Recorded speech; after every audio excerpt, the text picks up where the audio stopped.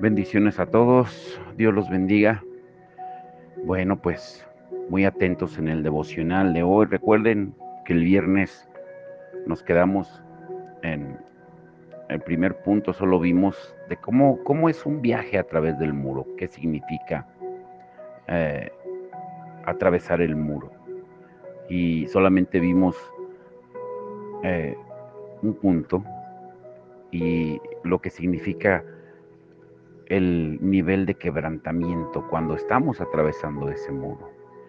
Ahora veremos los otros dos puntos. Número dos, ¿qué significa el viaje a través del muro?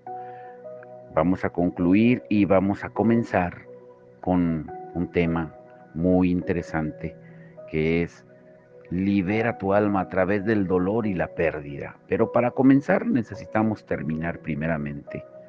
¿Cómo voy a atravesar ese muro que estoy enfrentando? Número dos, necesitamos una apreciación más grande para un desconocimiento sagrado. ¿Qué quiere decir esto? A todos nos gusta el control, nos gusta saber dónde va Dios, qué está haciendo, la ruta correcta para llegar ahí y exactamente cuándo llegaremos. Nos agrada recordarle a Dios que se debe comportar de una manera que se ajuste a mis ideas sobre Él. Por ejemplo, Dios es justo, misericordioso, bueno, sabio, amoroso.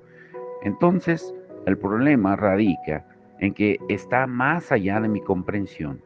De todos los conceptos que tengo sobre Él, Dios es completamente incomprensible. Si Dios es todo lo que revelan las escrituras, pero también es infinitamente más que eso. Dios no es un objeto que yo pueda determinar, dominar, poner u ordenar. Todavía tratamos de usar de alguna manera nuestras ideas claras acerca de Dios para que nos den poder sobre Él y dominarlo de cierta forma inconscientemente. Tratamos de hacer un trato con Él que es más o menos así. Señor, voy a obedecer, me quedo con mi parte del negocio y bendíceme ahora. Y no permitas que tenga ningún sufrimiento grave. A Dios no le gusta que lo degrademos al rango de secretario personal o asistente nuestro. Recuerda con quién estamos tratando aquí. Dios es inmensamente poderoso y él es omnipresente, está en todo y aún así es trascendente, está por encima de todo y no se identifica con nada. Dios es incognoscible. ¿Qué quiere decir esa palabra? Que Dios está dentro de nosotros y junto a nosotros, pero es totalmente diferente a nosotros. Y por esa razón, grábate esto, si entiendes a Dios, pues entonces no es a Dios a quien entiendes. La mayoría de las veces no tenemos idea de lo que Él está haciendo. Existe una antigua historia sobre un hombre sabio que vivía en una de las fronteras más extensas de China. Un día, sin razón alguna, el caballo de un hombre joven huyó y fue capturado por un nómada al otro lado de la frontera. Todos trataron de considerarlo por su mala suerte, pero su padre, un hombre sabio, le dijo: ¿qué les asegura que esto no sea una bendición? Y meses después, su caballo regresó, trayendo consigo un esplendoroso semental, y esta vez todos felicitaban al hijo por su suerte. Y ahora su padre le dijo: ¿qué te asegura que esto no sea un desastre? Su casa se enriqueció con aquel caballo fino sobre el cual le agradaba cabalgar al hijo, pero un día se cayó de él y se rompió la cadera. Y nuevamente todos le ofrecieron consuelo por su mala suerte, pero su padre les dijo: ¿qué les asegura que esto no es una bendición? Y un año más tarde, los nómadas invadieron la frontera y todos los hombres que podían guerrear tuvieron que tomar su arco e irse a la batalla. Las familias chinas que vivían en la frontera perdieron 9 de cada 10 hombres. El padre y el hijo sobrevivieron para cuidarse mutuamente, solo porque el hijo era lisiado. Lo que parecía ser una bendición y un éxito fue una cosa terrible. Lo que parecía ser un acontecimiento espantoso tuvo por consecuencia una bendición. La moraleja es que también podemos decir con sinceridad que mientras más conocemos a Dios, menos sabemos sobre Él. Moisés vio a Dios por vez primera en una zarza ardiente. Se le apareció entre las llamas en Éxodo 3:2. Y después Dios guió a Moisés por el desierto, donde se reveló en una columna de nube durante el día y de fuego durante la noche. Era una mezcla de luz y oscuridad, como dice Éxodo 13:21. Y finalmente Dios lo llevó dentro de la densa oscuridad del mismo monte Sinaí, donde le habló frente a frente en Éxodo 20:21. Esa oscuridad pura era donde habitaba la luz infinita de Dios. Mientras más crecía Moisés en su conocimiento de Dios, más salvaje, más deslumbrante y desconocida llegó a ser este Dios vivo para él. Uno de los grandes frutos del muro es un amor profundo, como el de un niño por el misterio. Podremos descansar fácilmente y vivir más libremente al otro lado del muro, sabiendo que Dios tiene el control de todo y es digno de nuestra confianza. Y entonces podremos cantar alegremente con David, como dice en el Salmo 18:11, hizo de las tinieblas su escondite, de los oscuros y cargados nubarrones un pabellón que lo rodeaba. Número 3, una capacidad más profunda para esperar en Dios. Una consecuencia de ese quebrantamiento más grande y de ese desconocimiento sagrado es una capacidad mayor para esperar al Señor. Atravesar el muro rompe algo profundo dentro de nosotros, esa voluntad propia que es determinante, temerosa y debe esforzarse para que algo suceda y que debe ser hecho para Dios en caso de que Él no lo haga. Si tuviera que identificar mis mayores pecados y errores de juicio en los últimos 30 años de seguir a Cristo, ambos serían o retrocederían al hecho de no haber sabido esperar a Dios. ¿Qué significan realmente las palabras, como dice el Salmo 27:14? Pon tu esperanza en el Señor, ten valor, cobra ánimo, pon tu esperanza en el Señor. ¿O qué significa, como dice también el Salmo 130, versos 5 y 6? Espero al Señor, lo espero con toda el alma, en su palabra he puesto mi esperanza. Espero al Señor con toda el alma, más que los centinelas de la mañana. Creo que Dios extendió mi muro y luego agregó otros más pequeños para purgarme de esa obstinación profunda y caprichosa de correr delante de Él. Mientras pataleo y grito, Dios me enseña lentamente a esperar.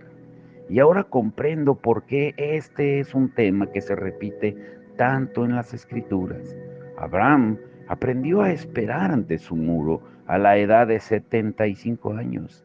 Dios le dijo que sería padre de naciones y después de esperar 11 años, tomó el asunto en sus manos y tuvo a Ismael con su esclava Agar en Génesis 16 del 1 al 4, y Dios lo obligó a esperar 14 años más hasta que el hijo prometido naciera. La humillación pública y privada que soportó lo convirtió en el padre de la fe para el resto de la historia. Moisés también aprendió a esperar junto a su muro, después de asesinar a un hombre sin poder liberar a los israelitas, y pasó los 40 años siguientes aprendiendo a esperar en Dios. Y Dios lo transformó en el desierto, en el hombre más humilde de la tierra, como dice Números 12:3. También David aprendió a esperar junto a su muro, a pesar de su contundente victoria sobre Goliat y siendo inocente, se vio obligado a andar huyendo del poderoso ejército del rey Saúl entre 10 y 13 años, perdiendo sus sueños, su familia, su reputación y su seguridad terrenal. Dios lo transformó en el desierto en un hombre conforme a su propio corazón, como dice Primera de Samuel 16 a Segunda de Samuel 11. Toda la historia ahí está. Ana también aprendió a esperar junto al muro. Después de años de infertilidad, de oraciones no respondidas, burlas por parte de la otra esposa de su marido, Dios escuchó finalmente su clamor. Sus años de dolor y angustia la convirtieron en la madre de Samuel, quien transformaría a todo Israel. En Primera de Samuel, capítulo 1 y 2. Y también Jesús aprendió a esperar en la oscuridad y en el silencio como hijo de un carpintero. Y después en el desierto, resistiendo la tentación del demonio, para que obrara antes que lo hiciera su Padre Celestial. Y a raíz de esta espera, Jesús salió del desierto en el poder del Espíritu Santo, como dice Lucas 4:14. Podemos confiar en que Dios hará lo mismo en nosotros si aprendemos a servirlo. Ahora, número 4, un desapego mayor es lo que produce cuando hacemos el viaje a través del muro. El tema crítico del caminar con Dios no es ¿soy feliz?, sino ¿soy libre? ¿Estoy creciendo en la libertad que Dios me dio? Pablo se refirió a este tema central del desprendimiento en 1 Corintios 7, 29 al 31, llamándonos a una comprensión radical y nueva de nuestra relación con el mundo. Él dice, lo que quiero decir, hermano, es que no nos queda poco tiempo. De aquí en adelante, dice, los que tienen esposa deben vivir como si no la tuvieran, los que lloran como si no lloraran, los que se alegran como si no se alegraran, los que compran algo como si no lo poseyeran, los que disfrutan de las cosas de este mundo como si no disfrutaran de ellas, porque este mundo en su forma actual está por desaparecer. Debemos vivir nuestra vida como el resto del mundo, es decir, casarnos, experimentar dolor y alegría, comprar casas, usarlas, pero siempre con la conciencia de que estas cosas no son nuestra vida.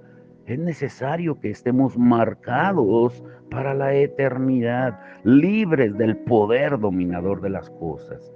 El desapego es el gran secreto de la paz interior. A lo largo de este camino que recorremos con Jesús, nos amarramos, literalmente nos quedamos clavados a comportamientos, hábitos, cosas y personas de una manera que no es saludable. Y quizá te pase igual a ti. Raramente nos damos cuenta de lo atado que estamos a algo hasta que Dios nos lo quita. Como hablábamos de la resignación a las ataduras el día de ayer. Y entonces comienza la lucha por el poder. Cuando metemos nuestras manos en algo y no las queremos sacar, es cuando estamos más lejos de disfrutar las cosas, porque necesito tenerlas ahora. Cavilamos en nuestro corazón. El muro, más que todas las demás cosas, corta nuestras ataduras con quienes nosotros creemos que deberíamos ser o con lo que pensamos equivocadamente que somos. Y así caen las capas de nuestras falsedades, de nuestra falsedad, y va surgiendo lentamente algo que es verdadero, Cristo en nosotros y a través de nosotros. Ahora, hay 5 verdades esenciales, las cuales los hombres deben despertar para poder crecer dentro de la masculinidad y la espiritualidad dada por Dios. Y son, número 1, la vida es dura. Número 2, no eres tan importante. Número 3, la vida no se centra en ti. Y número 4, el control no lo tienes tú. Y 5, vas a morir un día. Ahora, recuerda que el propósito de Dios para con nosotros, al final del camino, es tener una unión de amor con Él. Nos deshacemos con alegría de ciertas conductas y actividades con el fin de tener una comunión más íntima con Dios. Es bueno disfrutar del mundo, ya que la creación de Dios también es buena. Asimismo, debemos apreciar la naturaleza, las personas y todos los dones de Dios junto con su presencia en la creación sin dejarnos atrapar por ellos. Alguien dijo, con razón, que todos aquellos que están más desapegados durante el viaje son los que pueden saborear el gozo más puro en la belleza de las cosas creadas. Ahora, me pregunto si hay en este mismo momento 20 hombres vivos en el mundo entero que vean las cosas como son realmente.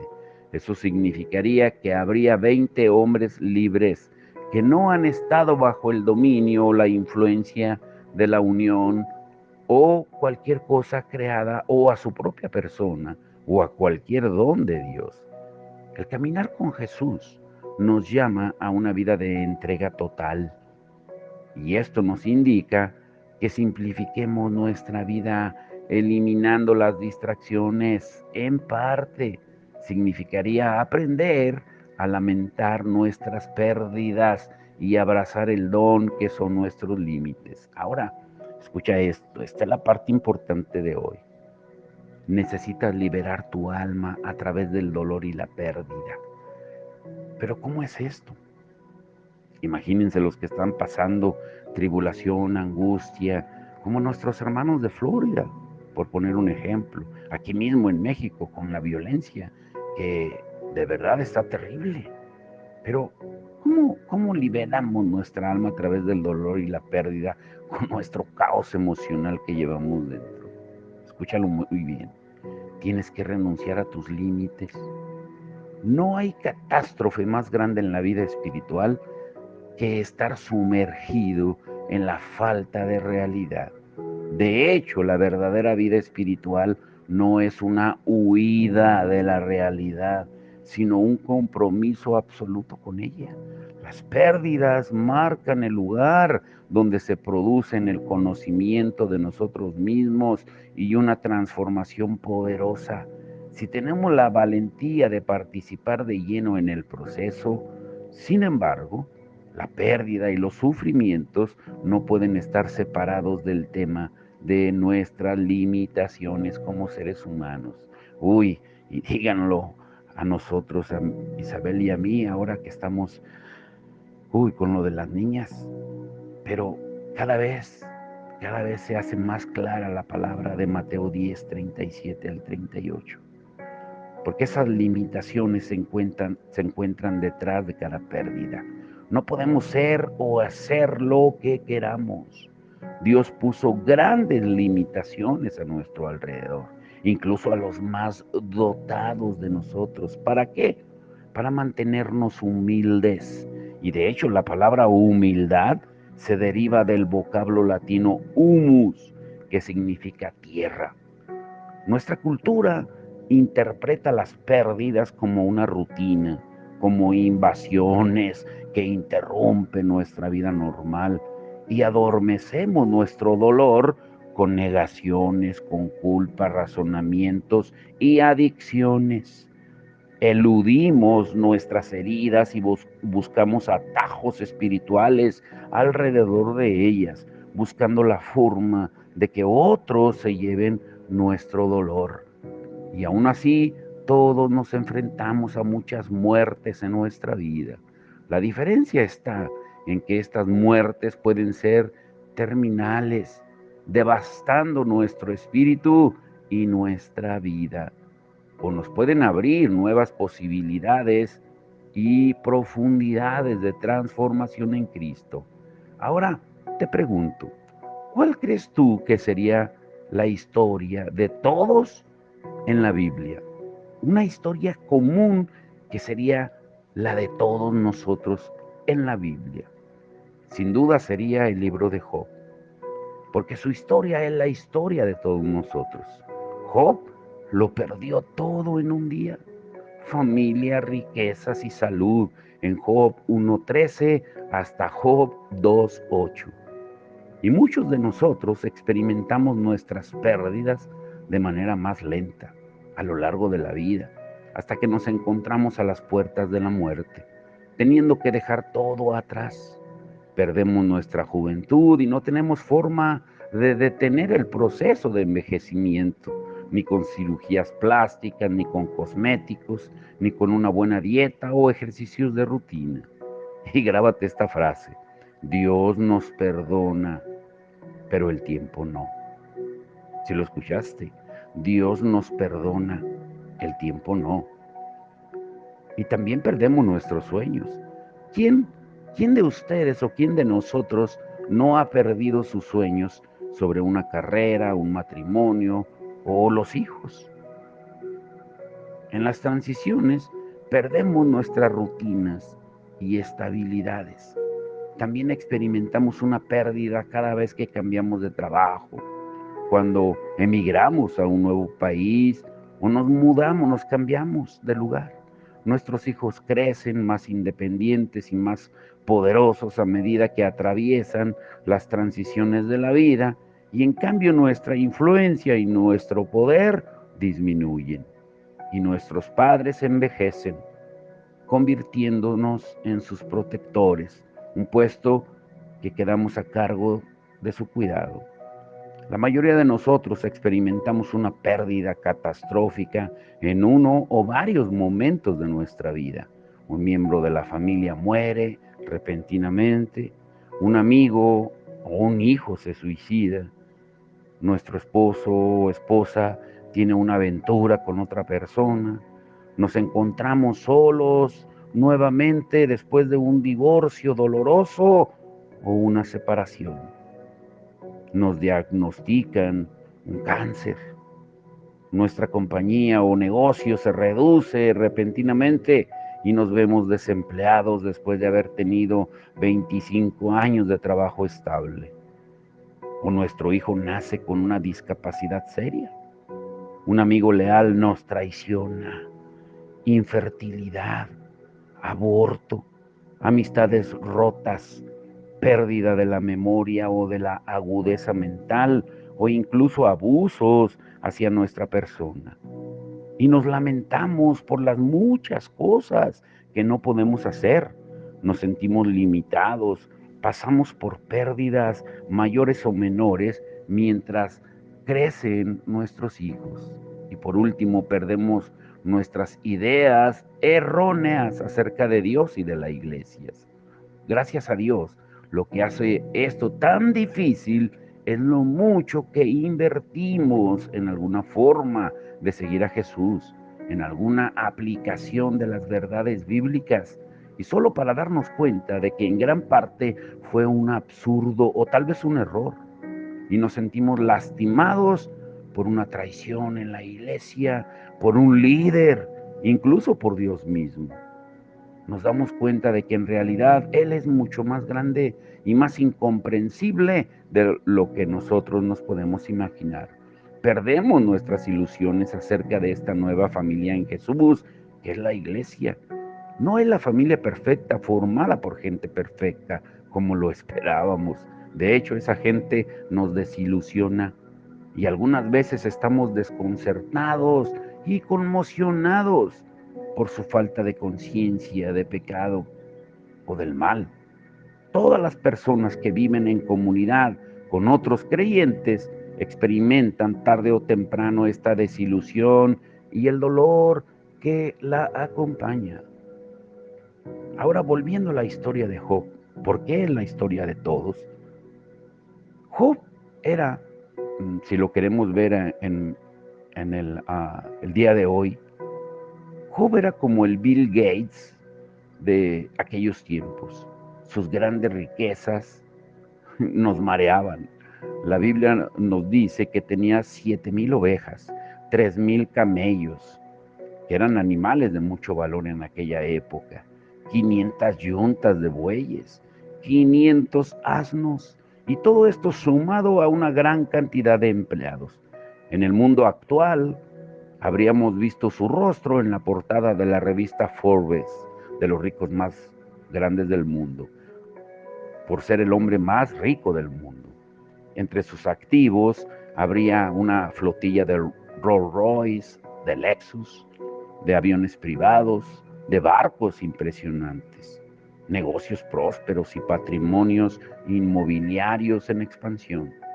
Dice Job 1.3 que entre todos los habitantes del oriente era el personaje de mayor renombre. Y Job era también un hombre muy piadoso. Caminaba fielmente con Dios, agradándole y obedeciéndole con todo el corazón. Dice Job 1.1 que temía a Dios y vivía apartado del mal. Hoy diríamos que sería uno de los líderes cristianos más conocidos y respetados de nuestros tiempos. Pero de repente todas las fuerzas del cielo y de la tierra, del este, del oeste, del norte y del sur, se pusieron en contra de Job. Sus enemigos invadieron sus tierras, cayeron rayos y un tornado desató su furia. Y al atardecer sucedió lo inimaginable. El hombre más rico de sus tiempos había quedado reducido a la pobreza y sus 10 hijos habían muerto en un terrible desastre natural provocado, ya saben por quién, por el diablo. Pero Job no pecó ni culpó a Dios. Respondió de una manera increíblemente hermosa. Lo adoró. Sí, escuchaste bien. Lo adoró. Y después, mientras intentaba ponerse en pie, su cuerpo fue cubierto de llagas dolorosas, desde la planta de los pies hasta la coronilla de la cabeza.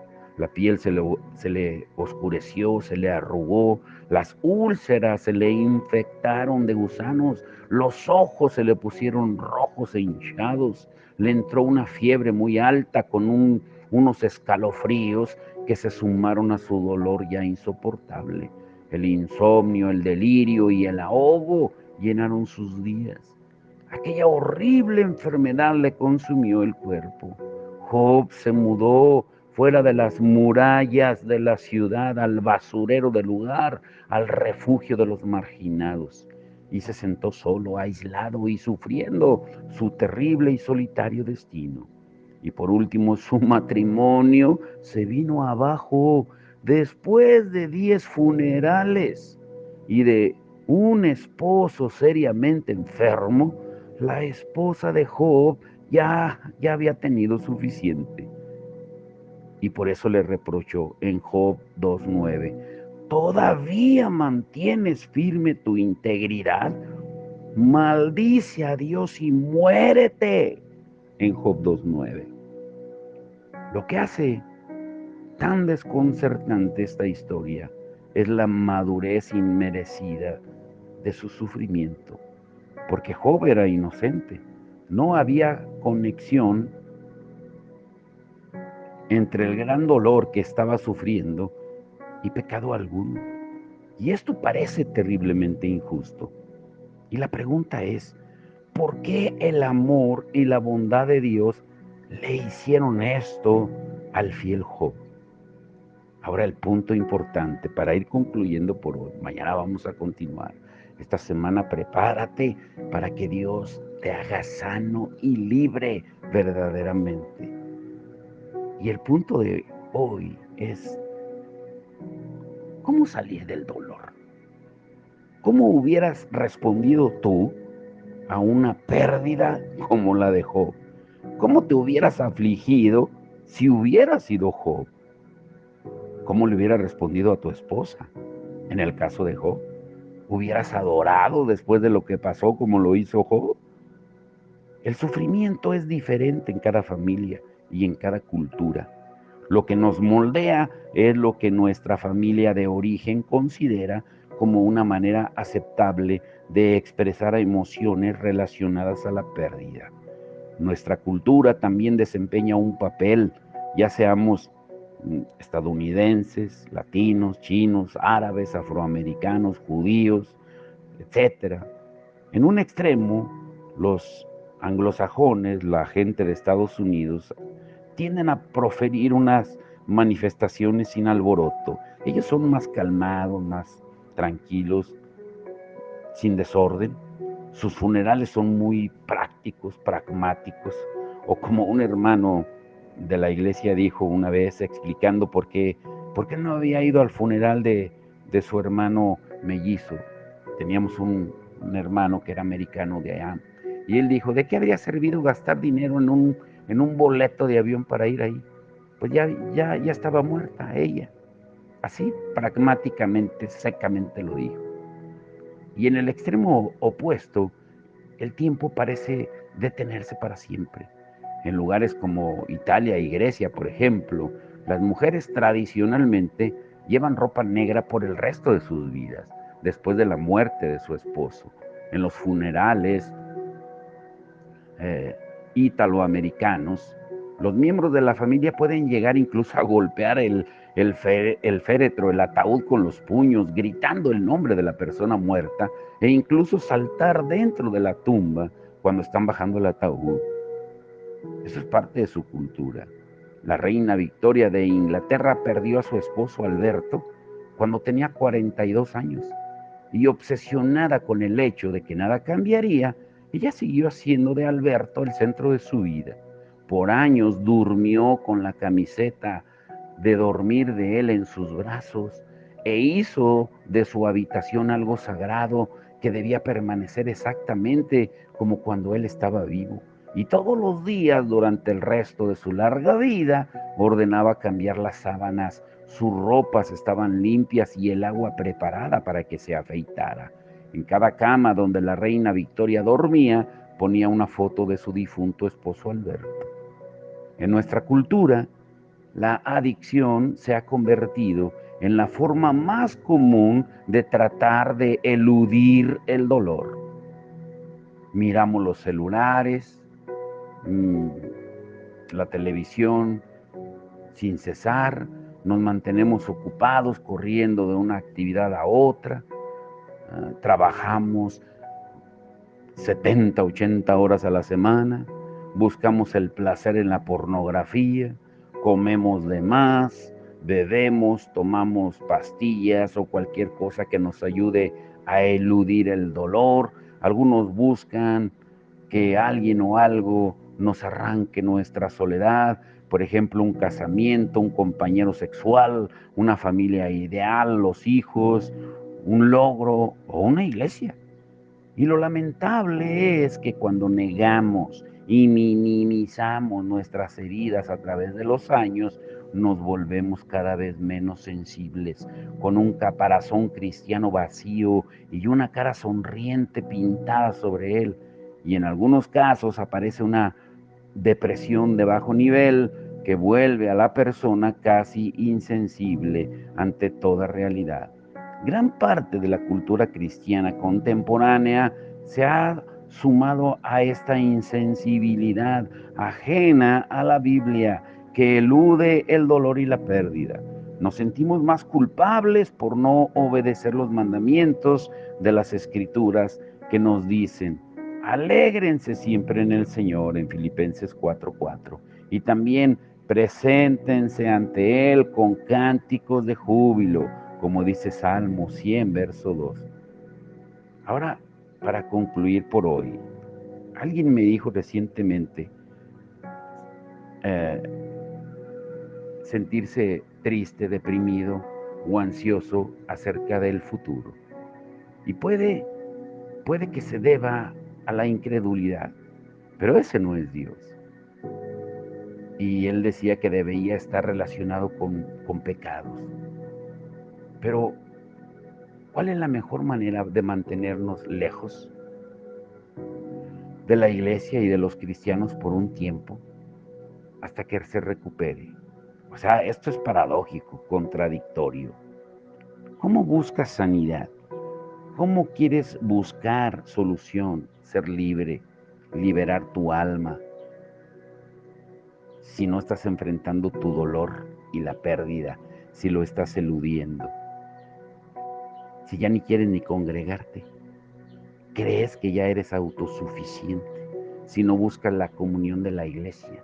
La iglesia por eso fue una idea de Dios, porque es un grupo de creyentes heridos donde Dios nos sana, Dios busca una iglesia sana, pero nunca lo vas a lograr si sigues bajando tus escudos de defensa. Mañana lo veremos, estará muy interesante. Por hoy grábate esto. Tienes que atravesar tu muro con esos 4 puntos que vimos el viernes y hoy concluimos, pero el punto importante es que tienes que liberar tu alma a través del dolor y la pérdida. Nos va a costar sufrimiento. Por eso la historia de Job es la historia de todos, de cada uno de nosotros. Y mañana lo veremos un poco más. Pero por hoy vamos a orar.